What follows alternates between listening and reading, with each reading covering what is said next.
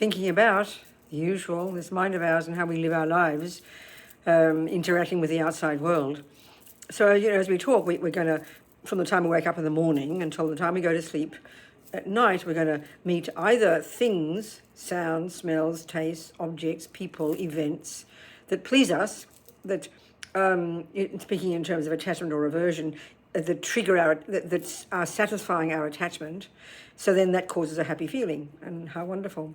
But then we've got guaranteed you're going to meet something that that your attachment doesn't want, which triggers aversion. So it can be very quite mild, like we call it irritation, upset, annoyed.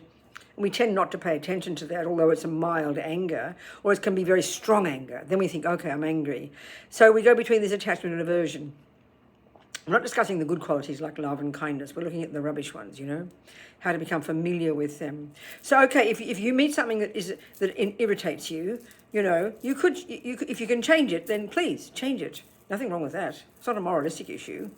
If the coffee's not hot enough, then you notice the attachment not getting what it wants, the aversion arises, you kind of calm yourself down and think, okay, I'll make it hotter. If you can do that, great. But what if you can't? That's always the point, isn't it? What if you can't change it? And that, unfortunately, is the way our lives are so often. And this is where we smash our heads into things because we can't change it, and we rant and we rave and we get upset and we blame it and we go nuts, But we can change our mind. We can. So why not practice starting with the very small events? Start with the baby things. For example, the dumbest example I always use, you live with somebody, let's say, and they slurp their coffee. I mean, I hear that these noises are what make people completely crazy, but something as simple as someone slurping their coffee. So what do you do with it? Okay, our first tendency is to say, please stop slurping your coffee. We say it with a sweet voice.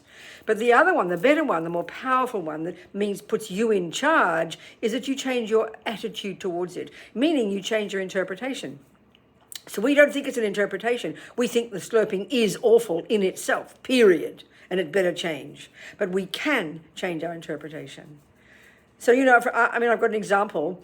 There's a neighbor I can hear their machine downstairs. I think it's their AC. I think it's their breathing machine. Something. It makes a sound, and I can't change it. I cannot change it. So what do? There's two things I've learned to do. One is just train myself not to pay attention to it, let it be in the background. And two, when I do notice it, call it a good sound. And it's possible. And I swear to you, it works. But we have to make an effort. You have to really try, because the tendency is not to want to do that. But it's possible. This is like a miracle when we can do it. So give it a try, okay?